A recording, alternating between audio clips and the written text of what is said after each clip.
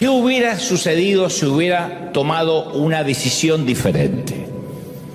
Y a partir de ese interrogante, por efecto mariposa, como dicen los científicos, que el aleteo de una mariposa aquí en esta punta del mundo puede desatar un huracán en el otro polo, a partir de ese momento nuestra imaginación representa una variedad de escenarios hipotéticos. ¿Y si hubiese ido a otra universidad? ¿Y si hubiese seguido otra carrera? ¿Y si hubiese escogido otra profesión, otro oficio? ¿Y si yo hoy me dedicara a otra cosa? Como digo siempre, el plomero se lamenta por no haber ido a la facultad de medicina. Y el médico se lamenta por no haber sido plomero, que le gustaba más que la medicina, pero lo hizo por los padres, por lo que sea. ¿Y si mis padres no se hubiesen mudado de ciudad, de país? Si yo chiquitito no hubiese tenido que seguir al núcleo familiar y no estaría hoy aquí. ¿Y si hubiese nacido en otro país? ¿Y si hubiese nacido en otro estado y mi nacionalidad fuera diferente? Entonces estas preguntas nos persiguen aún desde niños, a la hora de un postre, en un restaurante donde nos preguntamos qué hubiésemos pasado si en lugar de elegir el helado hubiésemos comido el flan, ¿no? Uno dice, ¿y si hubiese comido lo otro? Pero cuando la vida nos desilusiona, las preguntas suelen ser más serias y nacen del anhelo de una vida que no tuvimos. ¿Qué hubiese sucedido si hubiese elegido una pareja que no me engañara? Si me hubiese dado cuenta que este hombre era un potencial golpeador. ¿Qué hubiese pasado si me hubiese casado con el otro muchacho y no con este? Y si ese fatídico día no hubiese perdido los estribos, hay mucha gente que ahora está en la cárcel, no necesariamente por una vida de criminalidad, sino por 2 minutos, 3 minutos que perdieron los estribos. Gente que en el tránsito, después de un mal día, una gota rebasó el vaso, un bocinazo, un claxon de más, bajaron con un palo y le partieron la cabeza al otro conductor. 20, 30 años de cárcel por 2, 3 minutos que pudieran rebobinar para atrás, que determinaron su futuro para siempre. Dicen, si no hubiese perdido los estribos y si hubiese, cuando cambió la luz del semáforo, arrancado y me iba, ¿por qué tuve que bajar a pelear? Y si ahora estuviera casado, preguntan otros, y si el embarazo hubiese llegado a término, yo tendría un hijo de ¿cuánto a esta edad? ¿Qué edad tendría? Y si el auto no se hubiese salido bruscamente del camino y mi familia no estaría rota o fragmentada, y si los resultados de la prueba hubiesen sido diferentes, y si mamá o papá todavía estuvieran vivos y estuvieran aquí, estas preguntas siempre nos llevan al persistente pensamiento si solo algo, un pequeño detalle en mi camino habría sido diferente. Mi vida, claro, habría sido radicalmente distinta.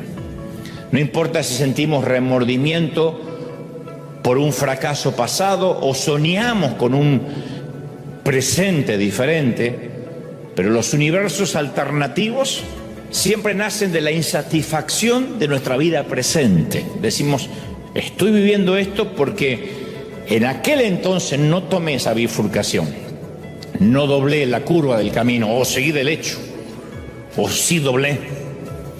Puede que nos persigan nuestros errores y ese pasado doloroso que a veces no podemos dejar atrás, pero todos tenemos recuerdos de los cuales no estamos orgullosos, todos.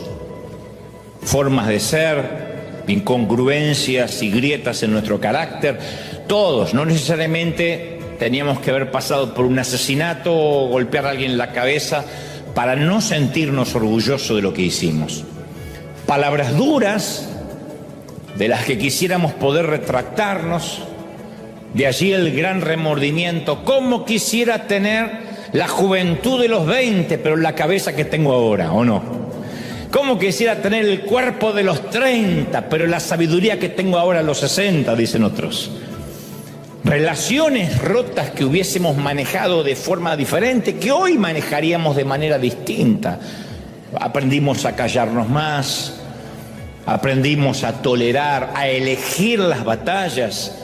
Cuando uno es joven quiere pelearse con todo y todos, contra todo el sistema, y uno reniega por todo, y uno se da cuenta que hay batallas que hay que elegirlas, que hay ocasiones que incluso ni vale la pena discutir con necios, porque no están interesados en nuestra opinión, solo están interesados en llevarnos la contraria, no están escuchando ni el eco de nuestra voz. Pero eso uno lo aprende con la edad. Momentos de egoísmo que hirieron a alguien profundamente y decimos, ¿cómo yo era tan egoísta? Entonces todos tenemos esos remordimientos en lo profundo del corazón que inconscientemente terminan influyendo en nuestro comportamiento presente. Pero el remordimiento es un pésimo motivador que nunca se sacia cuando se trata de buenas obras. Nunca equilibramos. Es como querer calmar la sed con agua salada. Cuando servimos a Dios o servimos a la gente, formamos pareja, hasta tenemos hijos por remordimiento, vamos a terminar quemados, estresados, porque nunca sabremos cuándo es suficiente. Es una culpa que nunca se paga, es una hipoteca que no se termina de pagar, porque es un mortgage emocional, una hipoteca emocional. No hay tasa de intercambio, no hay punto de negociación que pueda calcular cuánto servicio a Dios alcanza para pagar nuestros errores. Eso es el legalismo por excelencia. El legalismo proviene de la culpa. Me siento tan culpable de lo que hice que yo tengo que pagarlo con buenas obras. Y en el medio el Señor nos dice, sí, pero tus pecados fueron perdonados. Yo te perdoné en la cruz por los pecados que hiciste, por lo que estás haciendo y por lo que ibas a hacer. Pero no lo entendemos cuando la culpa nos susurra, no. A ti la sangre no te va a limpiar. Lo que hiciste es demasiado feo y tienes que compensarlo haciendo para Dios en lugar de estando con Dios. Eso es ver la vida de manera kármica. Que todo es un karma, que todo se paga. Yo creo en la ley de la siembra y la cosecha. Pero también creo que pecado que es confrontado con la sangre de Cristo, pecado que desaparece para siempre de nuestra vida y del cielo. Ahora, cuando uno vive la vida de manera karmática, uno dice, bueno, si me equivoqué, yo me merezco el horno de fuego. Y cuando la vida se nos pone un difícil, álgida, como a todo mundo, solemos pensar que esa es la retribución divina por nuestros pecados pasados. Aun cuando nuestros hijos cometen errores, en el fondo decimos, bueno, él no lo sabe, pero Dios sabe que yo era peor que él cuando era joven. Y entonces nos subimos a esa ruedita del hámster, ¿no? Que no nos lleva a ninguna parte, pero que a diario nos susurra, Dios no te va a bendecir hasta tanto compenses todo lo malo que hiciste en la vida. ¿Y cuánto hace falta? ¿Cuánta compensación falta para que nos sintamos libres? No existe tanta compensación. Por eso los fariseos cumplían 613 leyes y aún así no lograban agradar a Dios. Pero es que a veces tratamos de probar que somos dignos de la bendición por nuestra propia fuerza de voluntad, y eso agota. Probarle a Dios que somos dignos de salvación agota, porque no somos dignos de salvación. Nacimos, fuimos creados en pecado, procreados en pecado, y por gracia y misericordia divina estamos aquí, no lo olvidemos. Es la gracia la que nos sostiene, la gracia la que nos trae aquí, y la gracia de que nos lleva hasta el cielo, ¿sí o no? Pero a veces concluimos que nuestros errores nos definen para siempre. Y que nuestra única esperanza, ¿qué es? Y no volver a fallar. Mi única esperanza de que Dios me ame es que no vuelva a fallar. Imagínate si ese es el parámetro que sentimos cuando volvemos a fallar. Entonces esto puede desencadenar algo todavía peor, la pasividad. El darse por vencido, como mi amigo. No, yo ya no lucho más, me dijo. Me cansé de ser hipócrita.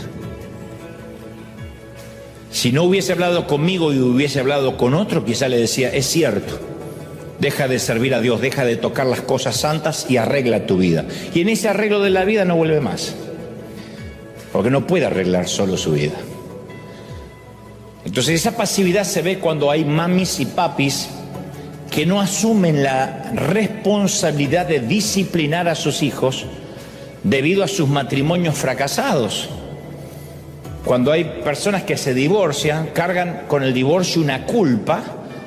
Entonces cuando le toca estar con sus hijos, la semana que les toca lo llenan de regalos, de cositas lindas, lo consienten en todo, pero por la culpa. Creen que como cometieron errores, no tienen la autoridad para enseñarle integridad a sus hijos. Dice, ¿qué le voy a decir a mis hijos si mi hijo sabe que yo fracasé? Ni te cuento el causante del divorcio, si es que tuvo un tema de adulterio, lo que sea, siente que pierde toda autoridad para disciplinar a los hijos. Porque hay hijos que llevan la cuenta, dice, ¿qué me vienes a decir si yo te di? Sí, pero eso no te quita tu responsabilidad como hijo y mi responsabilidad como padre. Que yo me haya equivocado como padre no me quita la autoridad para disciplinarte y enseñarte integridad. Ya bastante con un bobo que se equivocó para que tener otro bobo en la familia. Entonces el remordimiento a veces enmudece a ciertos padres, los entumece, no les permite hablar. Mamis o mamás que tuvieron un fracaso matrimonial terminan siendo amigas de sus hijas porque no se sienten con autoridad para ser madre. Pero yo quiero que te grabes esto para siempre. Tu propósito en Dios, mi propósito en Dios, nuestro propósito no es compensar nuestro pasado. Segunda de Corintios 5:17, Pablo dice, de modo que si alguno está en Cristo, nueva criatura es. Las cosas viejas pasaron y aquí Dios hace todas las cosas nuevas. ¿Alguien lo cree, sí o no? Las cosas viejas pasaron, no están. Esa es nuestra identidad. Editamos nuestros recuerdos del pasado y nos quedamos solos con las cosas buenas. Así hacían nuestros abuelos. Está bien, es un recurso neurológico editar las partes malas y quedarse con las buenas para no sufrir. El problema es cuando nos empezamos a creer que el pasado todo fue cosas buenas. Porque el pasado de Egipto, de Israel en Egipto, no era comer carne en la mañana, cebolla al mediodía, a la noche ravioles, no era eso, era... Van a pagar con su sangre, sus hijos, sus nietos, sus bisnietos van a ser esclavos. A cambio le damos comida, pero ¿qué es la comida cuando pierdes la libertad? Serían felices los presos que comen todos los días. Pero a veces nosotros editamos el pasado para que todo nos parezca bueno y después ya ni son recuerdos de los recuerdos. Recuerdo de los recuerdos y romantizamos ese pasado dorado.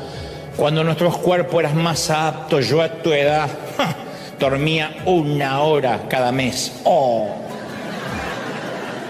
Recordamos cuando nuestro amor era más puro, cuando la iglesia era más santa, antes no había tanto pecado, cantamos aquellos viejos signos. Mentira, que esa santa congregación de nuestra infancia estaba infestada de chisme y de pecado, igual que ahora. No, pero me acuerdo que éramos una congregación pequeña y nos amábamos y se chusmeaban también. Se sabían los calzones del otro, ¿o no? Pero yo recuerdo lo que era ese tiempo. Es un recuerdo del recuerdo. Pero comenzamos a comparar nuestra vida actual con nuestras versiones nostálgicas reconstruidas y empezamos a decir, no, en mis tiempos éramos más sanos. Yo le digo a mi hijo que no se case, recién cumplió los 40, no, es un niño. Y tu hijo te dice, pero mamá, te casaste a los 19, pero éramos más maduros. Tu abuela más maduro. Tenía 19 hoy, mañana y siempre. Éramos más santos. Otra mentira, pecábamos menos por falta de recursos, nada más. Porque ni encontrábamos la pornografía, ni sabíamos cómo pecar. Eso nos hacía más santos, pero nuestras intenciones eran iguales a las de nuestros hijos. Lo que pasa es que ellos tienen más recursos. Entonces, para resumir, el remordimiento por un pasado roto nos hace querer olvidarlo y compensarlo. El remordimiento por un pasado maravilloso nos hace querer revivirlo. Y en ambas situaciones nos quitan del presente, que es el único capital que tenemos. Y eso también pasa en nuestra vida espiritual. Leemos versículos como Apocalipsis 2:4, pero tengo contra ti que has dejado tu primer amor.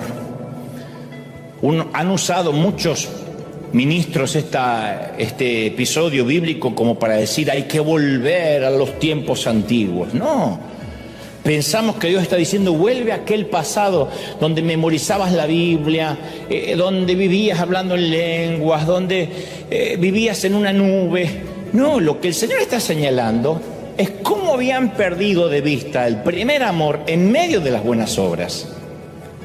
Que en algún punto su servicio a Dios superó su amor por Dios al cual sirven. ¿Hace sentido? Su amor por las buenas obras superaron al amor por Dios. Pero Dios nunca dice que ama nuestra versión pasada más que la actual. Él nos llama a amarlo y al verdadero amor en el presente. Al viejo y primer amor, pero en el presente.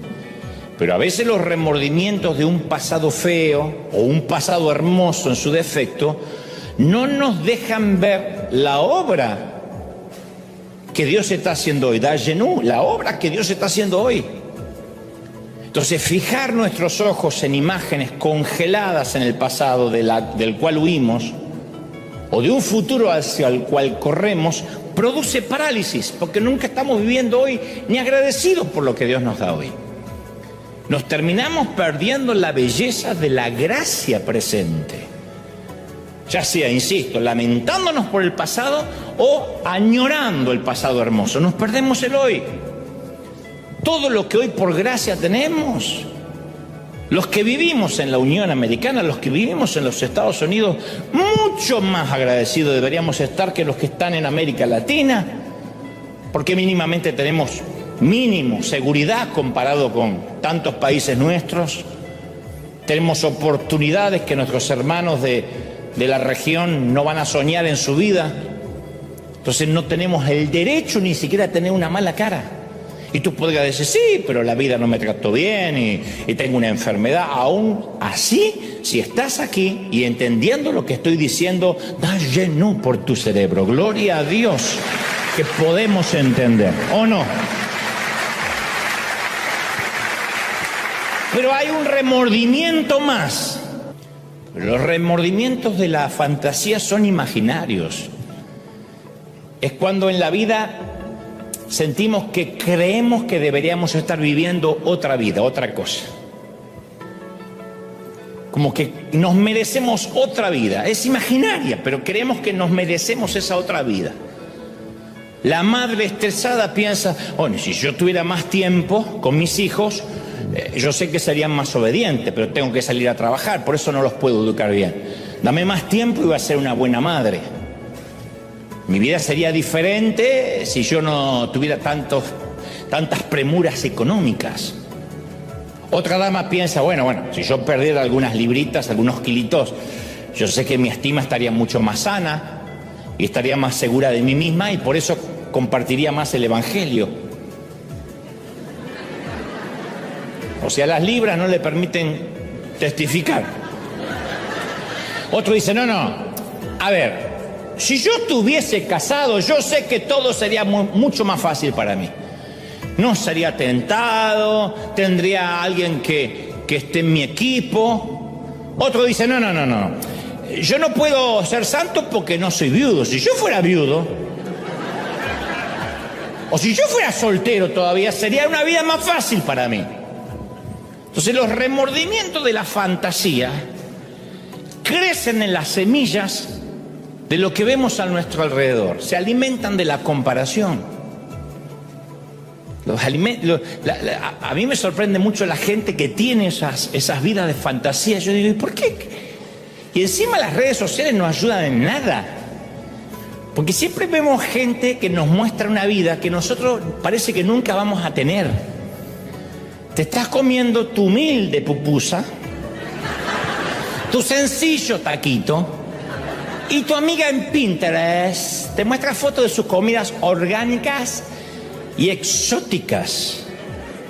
Entonces a ti apenas te alcanzó el día para comer de parado en un carrito, un burrito así, seguir trabajando, y esta empezó a las 7 de la mañana con hierbas al vapor.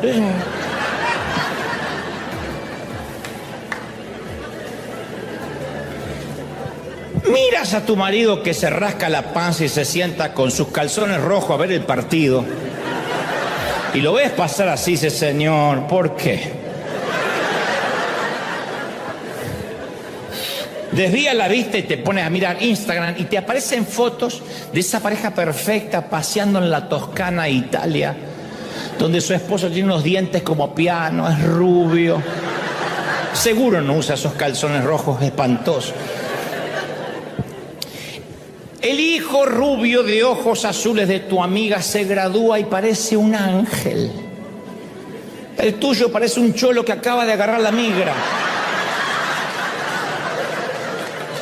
Y dices, ¿qué estoy haciendo mal en mi vida? Número uno, no te están funcionando los filtros de Instagram. Pero ahí es precisamente cuando los psicólogos dicen que emerge nuestro impostor, nuestro falso yo, la persona que creemos ser, pero que en el fondo sabemos que no somos. Y ahí vivimos la realidad alterna, la otra vida de fantasía. Porque en realidad ese impostor que todos tenemos vive manteniendo nuestra fachada para asegurarnos que nadie vea nuestro verdadero yo. Y la fuerza de empuje, la energía o la gasolina es nuestro temor a ser descubiertos. ¿Y sabés qué es lo peor de este síndrome? Porque si solo fuera vendo una fantasía, lo hacen muchos actores, lo hacen muchas estrellas de Hollywood, que venden una fantasía.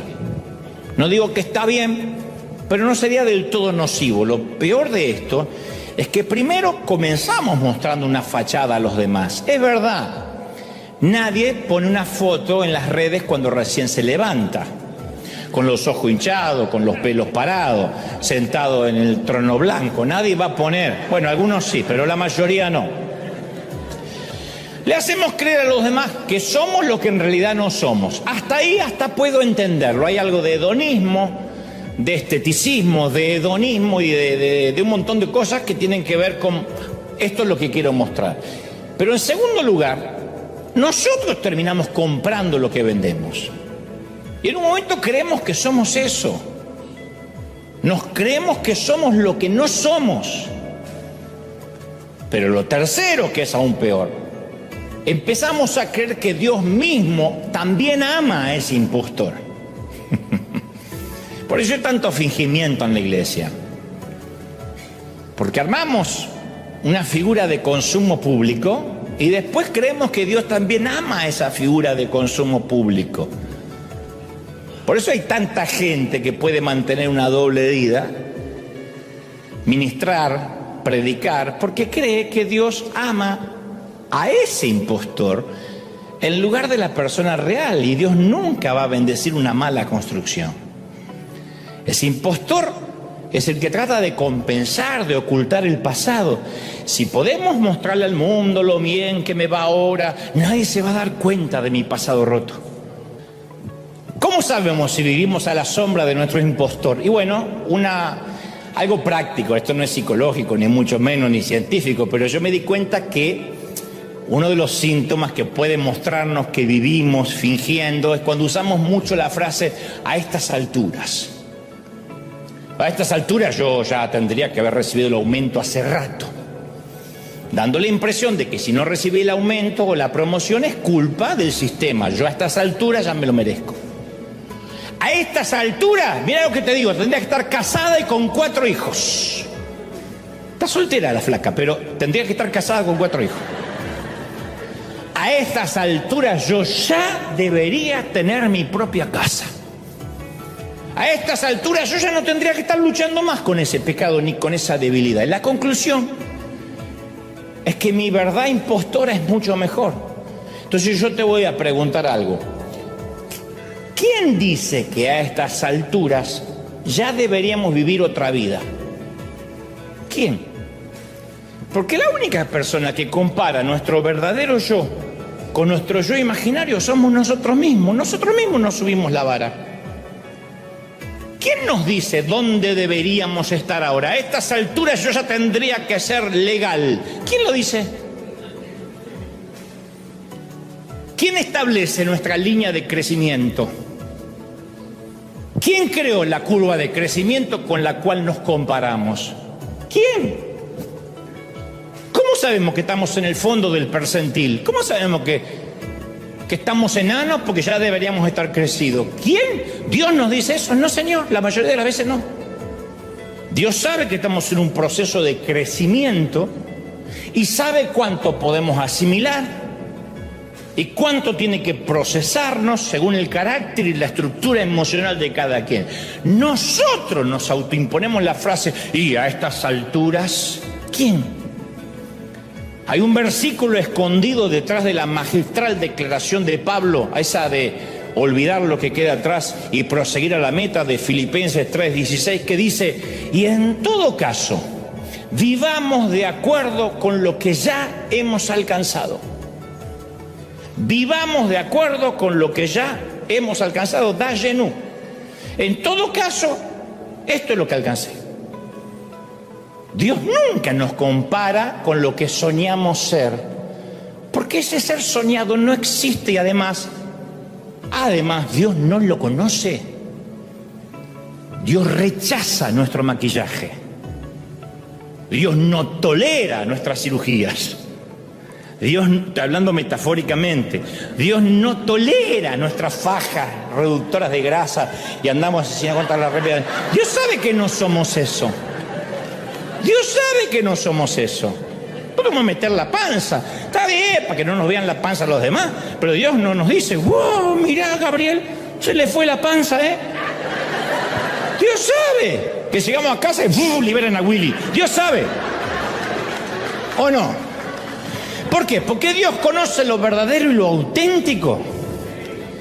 Entonces cuando le decimos, Señor, perdóname por no ser quien tú esperas que yo sea, Dios nos responde, ¿en comparación con quién? ¿A las alturas de quién no estás? ¿Con quién te estás comparando?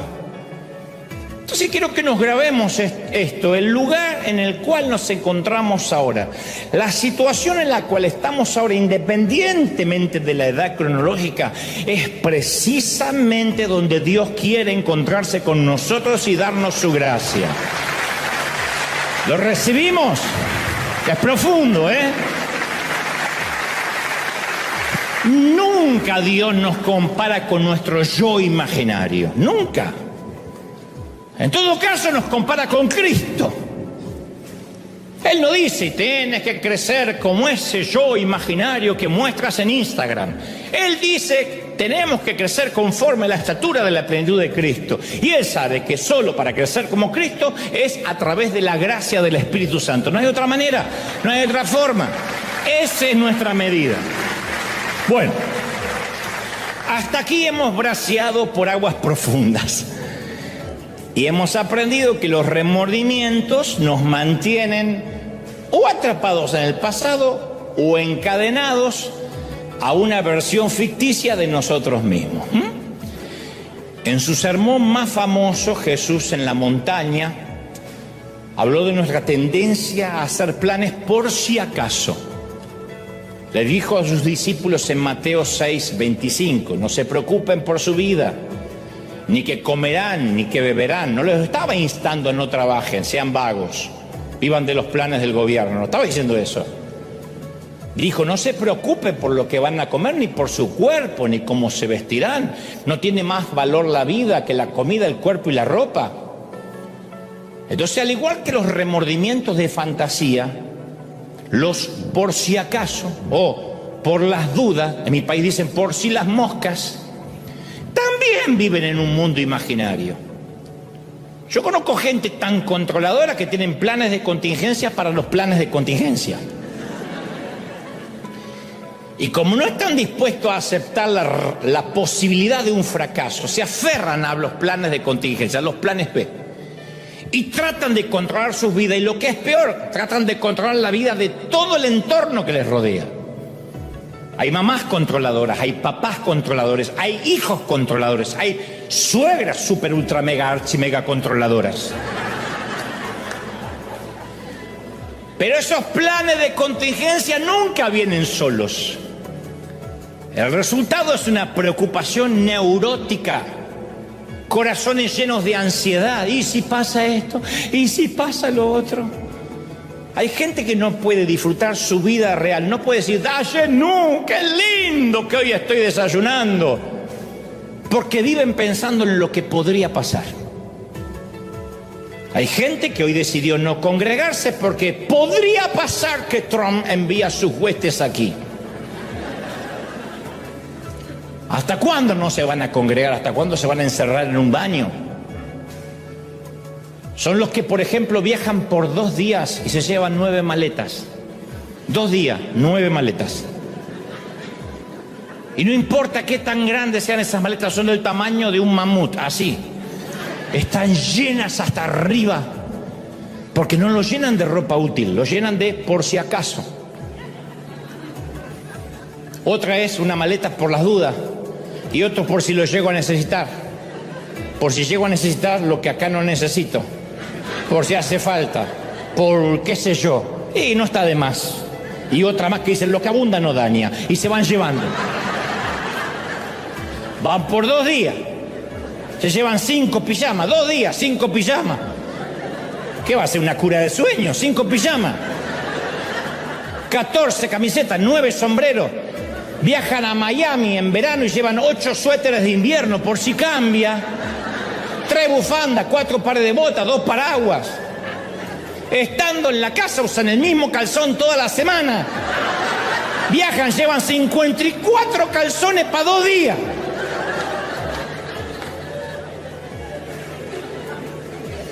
Dicho sea de paso, cuando regresan con las 9 maletas, tampoco les cierran ninguna, porque trae más cosas de las que llevaron. Y otra vez, por si acaso, por si las moscas, le roban la gratitud de la gracia de Dios de estar vivo en el presente. No se puede tener planes de contingencia para todo.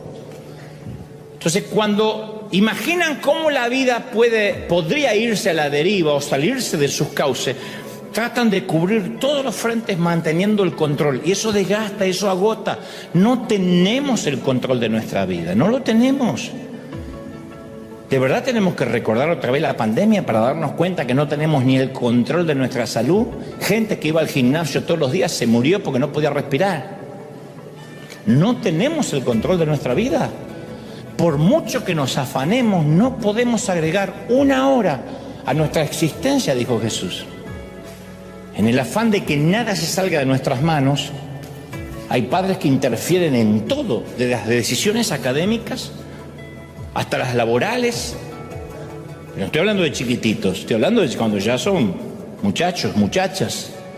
Incluso se meten padres en las decisiones amorosas, de manera que invaden continuamente su espacio que debería ser personal. Le dicen con quién tienen que salir, no te puedes enamorar de esa, no me traigas a ese muchacho a casa.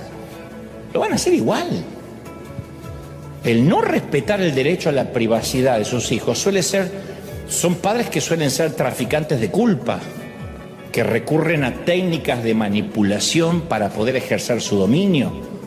Mi mamá era Putin, era una terrorista.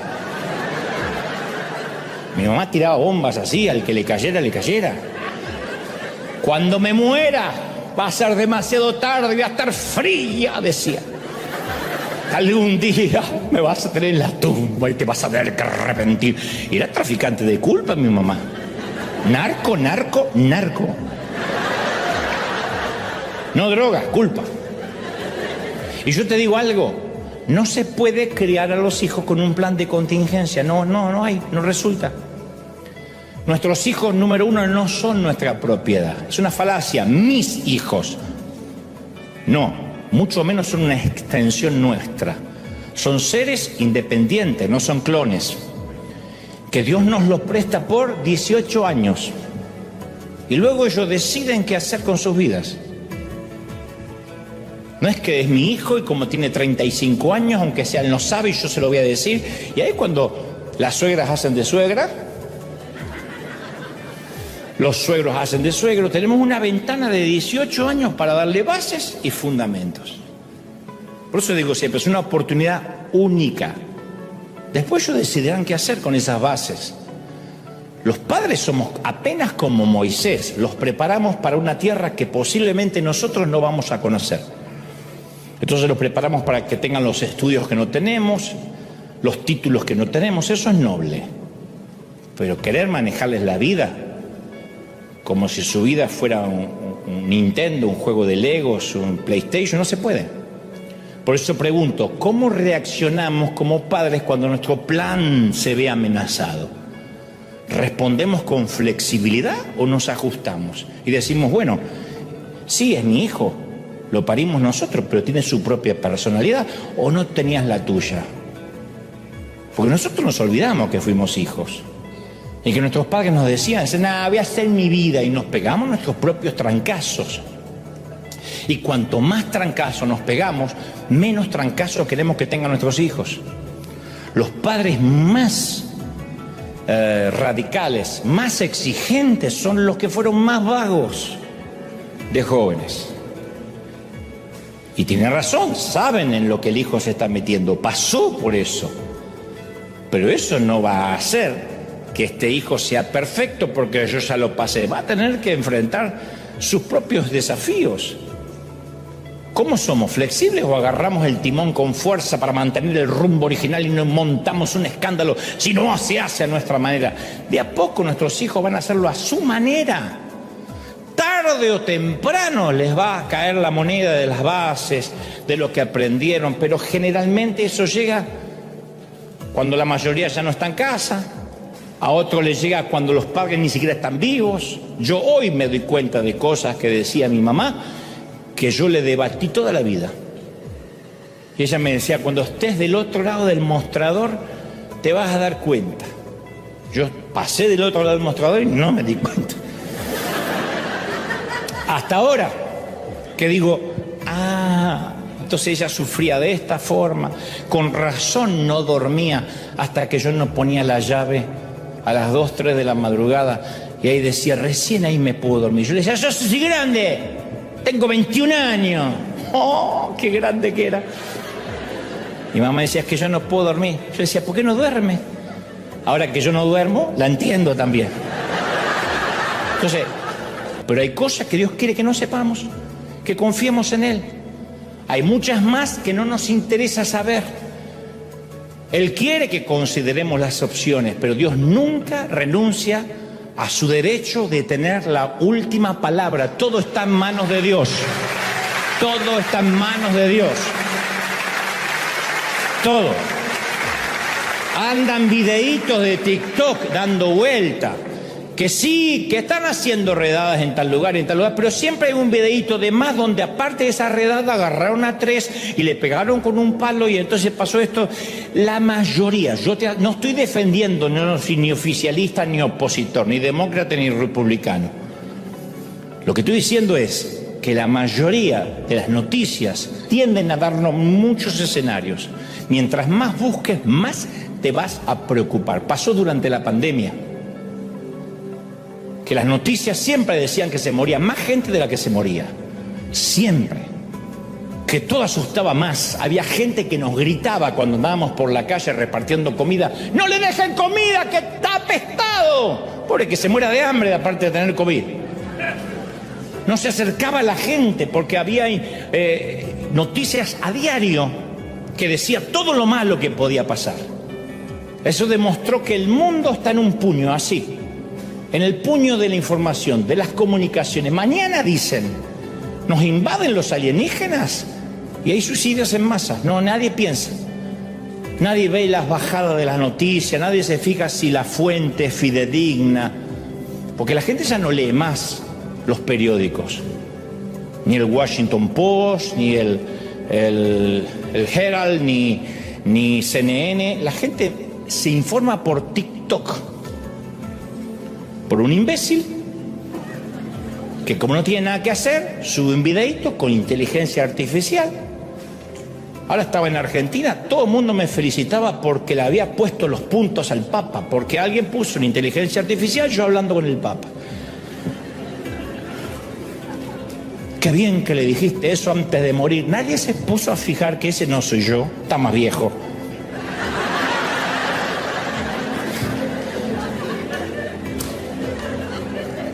La gente cree cualquier cosa. Cualquier cosa. Agarran mi voz, la ponen en tal cosa. ¡Ay, lo que dijo! Nadie se fue. A ver si esto es verdad. Así. Lo vi en TikTok. Lo dijeron. ¿Dónde dijeron? En internet. ¿Quién lo dijo en internet? El mismo que te dice que tu hijo por una fiebre tiene cáncer, es el mismo que te dice que mañana mismo van a entrar en tu casa al escuadrón SWAT y van a matar a toda tu familia porque eso es lo que está haciendo Trump. Matando. Dicen que mata. ¿Quién lo dice? Y todo eso lleva a algo más trágico. Ya no confiamos en Dios. Nuestra confianza no está puesta en la roca sólida, sino en las noticias de TikTok. Y vivimos una vida alterna. Así que para finalizar, permíteme conectar los puntos. Al igual que la película Dos vidas en un instante, no podemos estar en dos universos paralelos a la vez. El remordimiento de la vida que pudimos haber vivido o aquello que pudo haber sido no es real. Como te dije, nuestro propósito no es compensar nuestro pasado. No tenemos nada que probar, nada. Fuimos salvados por gracia. No tenemos nada ni que probarle al diablo, ya está. Tenemos un pase que nos lleva al cielo. Dios nos ama tal como fuimos y tal como somos. Nos amó antes de que pidiéramos perdón. En segundo lugar, tampoco podemos vivir con el remordimiento del pasado maravilloso. Aprendamos de los hebreos, dayenu, que significa lo que hizo Dios, me alcanza, ya está. Y en tercer lugar, aprendamos a abandonar el remordimiento de la fantasía. Nunca más digamos, a estas alturas yo, porque esa cinta métrica no es con la cual nos mide Dios. Como dijo Pablo, vivamos de acuerdo con lo que ya hemos alcanzado. Y por último, tratemos de no vivir en planes de contingencia. Vamos a dejarle el control a Dios. Responsables, sí. Pero tenemos una sola vida, no dos, no tres. No tenemos un universo paralelo o el metaverso como Marvel, que pueden aparecer 4 Spider-Man distintos en una sola película. A nosotros se nos asignó una identidad única. Y en nuestra película hay una sola, única línea del relato. Una sola narrativa. Los por si acaso, los qué tal si, lo que podría pasar, lo que pudo haber sido, no están en nuestra jurisdicción, están fuera de nuestro alcance. ¿Qué vamos a vivir la vida pensando que pudo haber sido? ¿Cuánta gente se culpa porque dice yo lo retrasé por darle ese maldito café y quedarse 2 minutos más? Chocó en la esquina, salía 1 minuto antes y el camión se iba. Encima que vas a lidiar con el duelo de la muerte, vas a lidiar que fue tu culpa. Nosotros no provocamos la vida nos va pasando. Y uno tiene que vivir confiando en Dios, porque siempre vamos a tener culpa por algo. Se nos ríe un chico y que yo lo dejé salir desabrigado. No llegamos a tiempo al hospital y es que yo estaba trabajando, cuando ya le vi la fiebre llevaba 2 horas. La culpa siempre va a estar ahí esperando ponerte más carga de lo que ya la vida te dio. Entonces, aunque todos tenemos nuestros planes, siempre tendrán imperfecciones los planes y van a abundar las inseguridades. Pero el plan soberano de Dios siempre se va a realizar y es cualquiera que el mejor de los nuestros. Tenemos una sola vida y es esta. Dayenu, lo que hizo Dios hasta ahora es más que suficiente y alcanza para estar agradecido.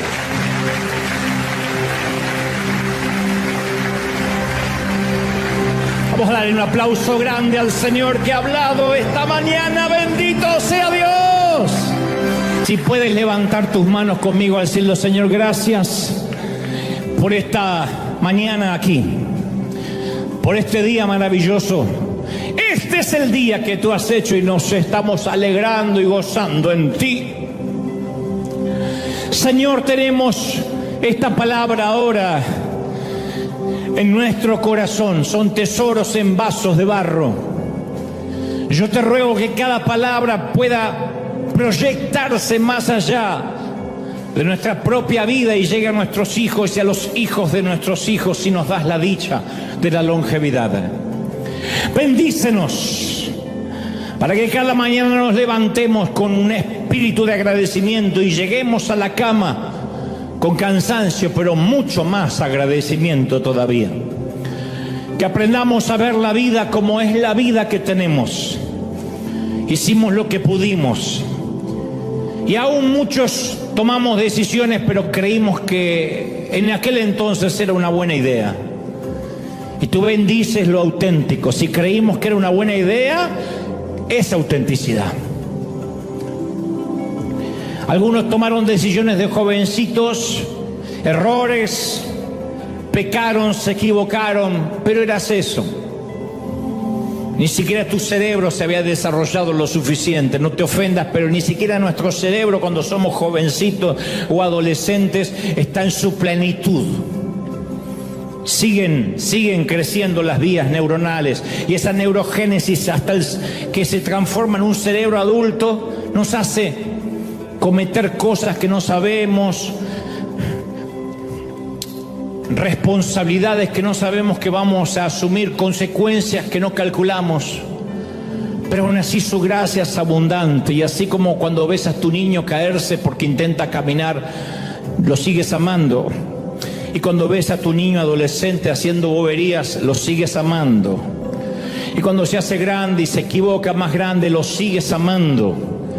Y aun cuando tu hijo con 60 años viene a llorar, tú le dices: hijo, le tocas el cabello y lo ves como un niño porque lo sigues amando. ¿Cuánto más nuestro Padre, que ve nuestros errores? No digas a estas alturas yo. No, a estas alturas estamos viviendo lo que teníamos que vivir. Hoy tenemos la vida que nos merecemos, hoy tenemos la cara que nos merecemos, hoy tenemos el carácter que Dios ha logrado formar y hasta donde hemos llegado. Mal o bien, hasta aquí llegamos. Y esto que somos se lo ponemos en las manos de Dios y decimos: Señor, esta es mi vida. Nunca es tarde, nunca es tarde. Si puedes hacer algo con mi vida, hazlo ahora. Señor, toma mi nada y úsame. Oh, bendito eres. Todos los que puedan orar conmigo, oren y digan: Señor, entrego mi vida en mi corazón.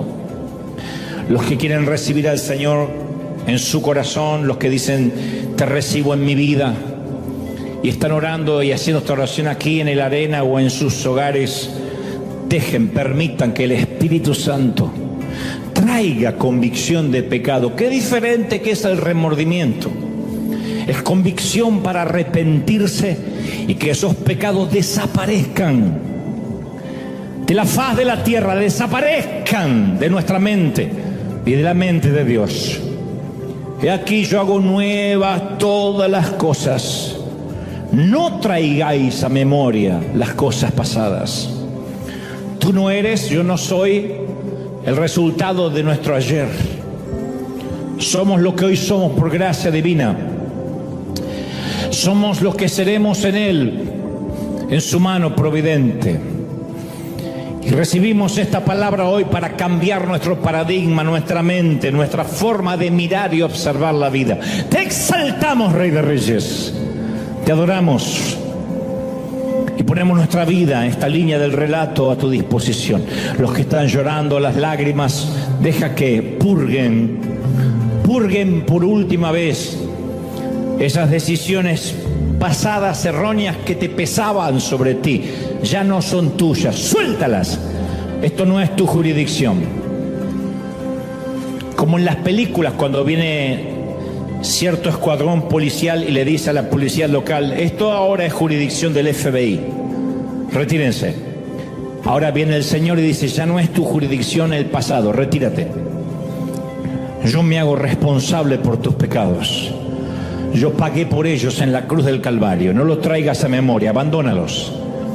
Abandona la vida dorada que pensarías que tuvieras si tomaras otra decisión. Es la vida que Dios permitió que tomaras. Es la decisión que Dios te trajo hasta aquí. Agradece. Da genú. Gracias, Padre.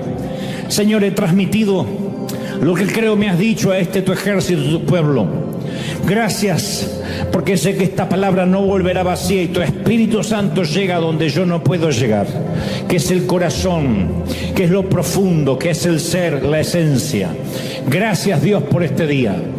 He transmitido y he predicado otra vez lo que tú me has dicho y hemos hecho un buen equipo con el Espíritu Santo. Yo hablando al intelecto y tú hablando al corazón.